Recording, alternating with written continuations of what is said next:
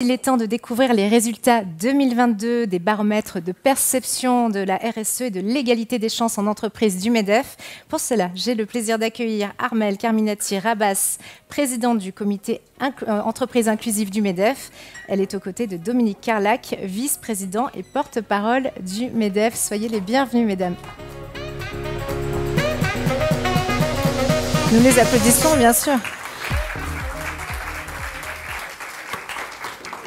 Soyez les bienvenus, merci d'être avec nous ce matin.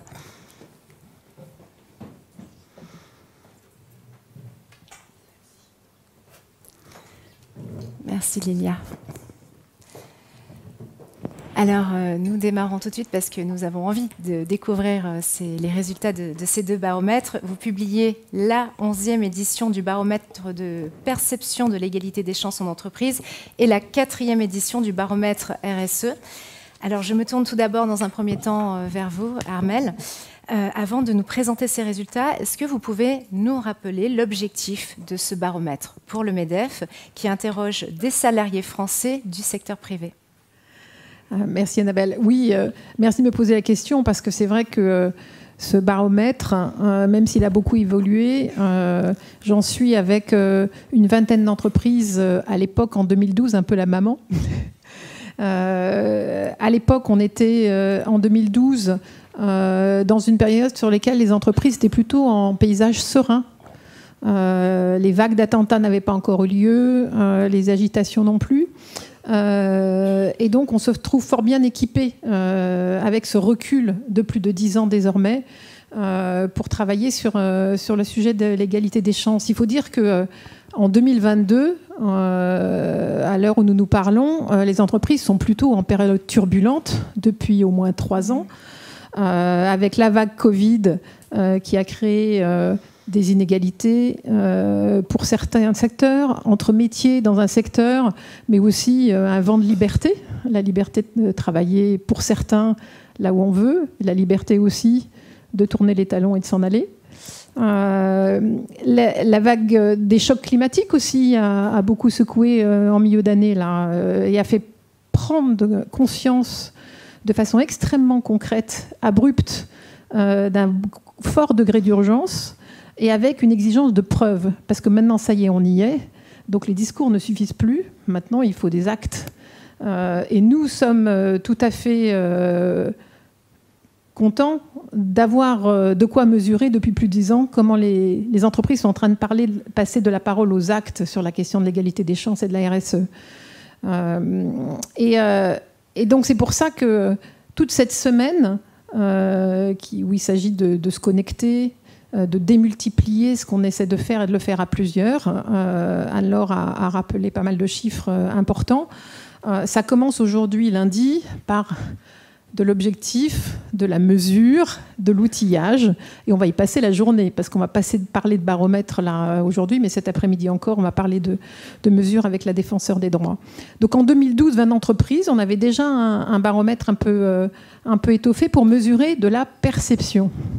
Pas pour faire de la statistique sur la réalité de la démographie des entreprises et de la variété de la démographie, mais pour simplement tendre le baromètre pour comprendre ce que chacun ressent dans le climat de l'entreprise dans laquelle il évolue.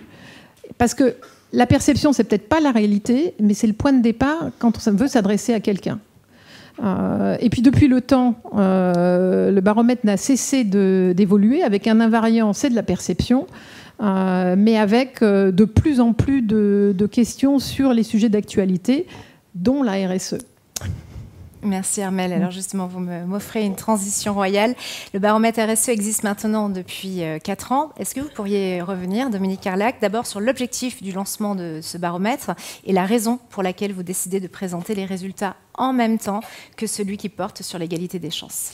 Oui, vous avez raison de poser la deuxième question parce que c'est une innovation. Nous avons décidé de réunir 2 baromètres. Un baromètre qui avait déjà un succès et de nombreuses éditions, et puis un baromètre plus récent, dont la 3e édition sur le RSE. Alors pourquoi? Parce qu'en fait, la RSE, quand on se penche un petit peu sur le concept, on se rend compte qu'il y a vraiment 3 piliers du développement durable.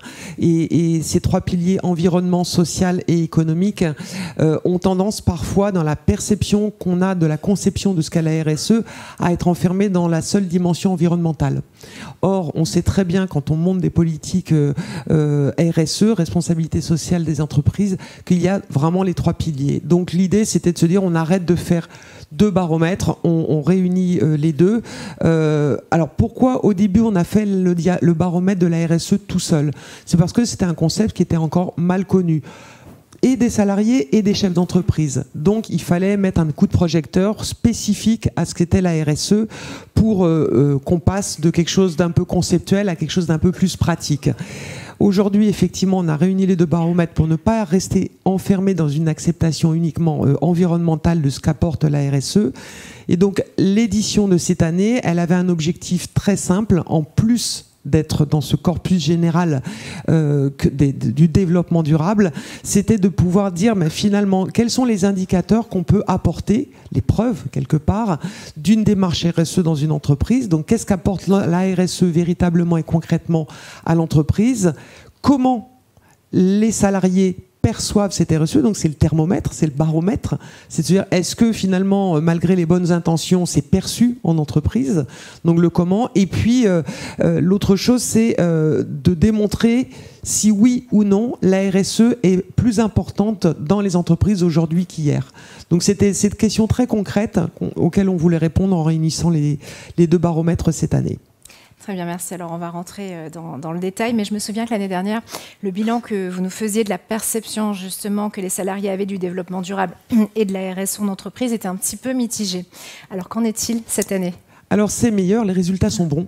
Voilà, donc ça, c'est s'il y a des personnes qui suivent l'actualité de nos baromètres, les résultats cette année sont bons, voire très bons, puisque cette année, on constate justement qu'il y a vraiment une meilleure connaissance par les salariés de ce qu'est le développement durable et des actions qui se déroulent dans l'entreprise pour ce faire.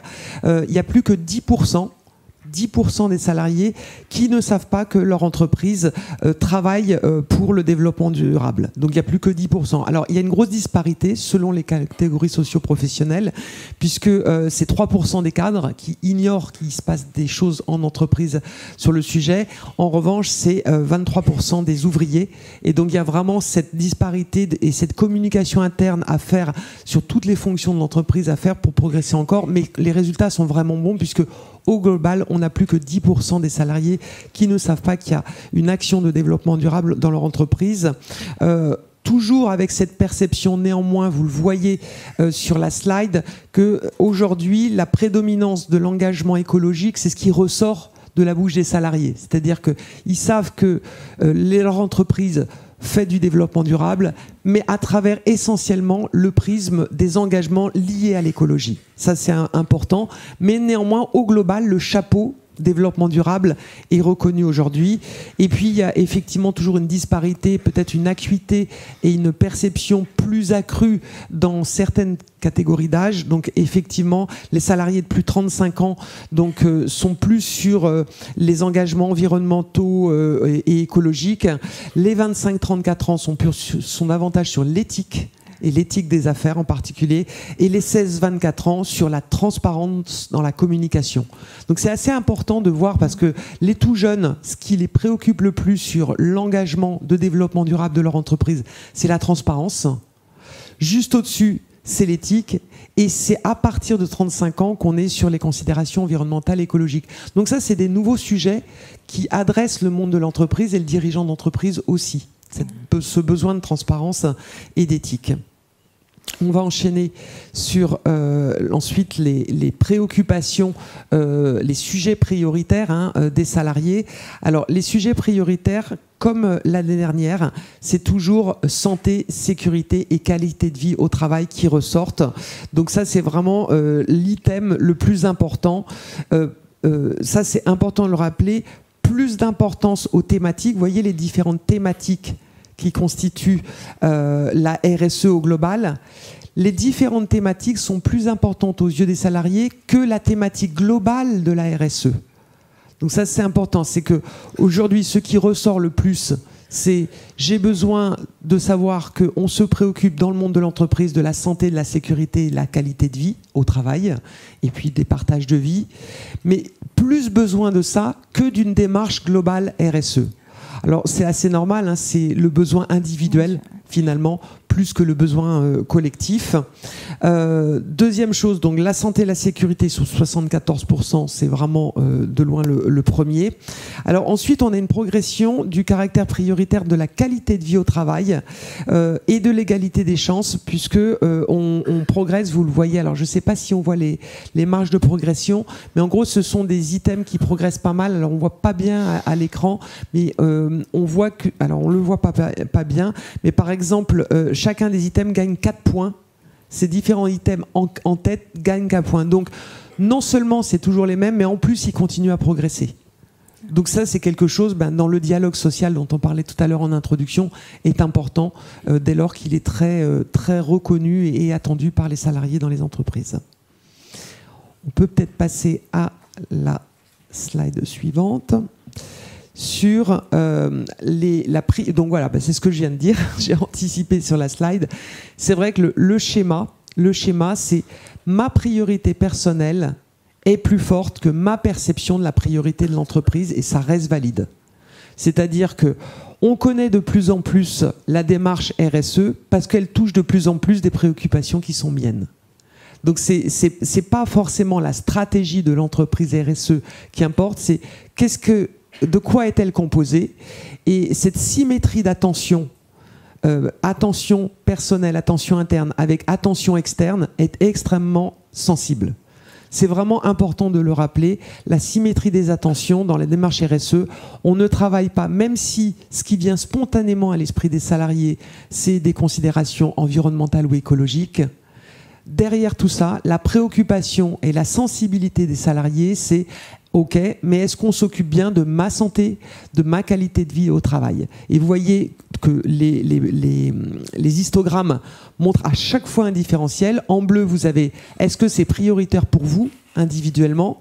Est-ce que c'est prioritaire pour votre entreprise? Et à chaque fois, c'est toujours plus prioritaire pour soi que pour l'entreprise. Et donc ça, c'est un grand enjeu de cette démarche RSE, c'est comment faire, comme à la Comédie Française, simul et singulis, c'est-à-dire être soi et être ensemble.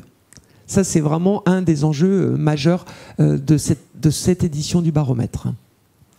Merci Dominique Carlac pour cette présentation très complète. Alors, Armelle, vous fêtiez cette année les 10 ans du baromètre de perception de l'égalité des chances, et les résultats en 10 ans montraient une évolution plutôt très positive avec, je cite, un recul du sentiment de discrimination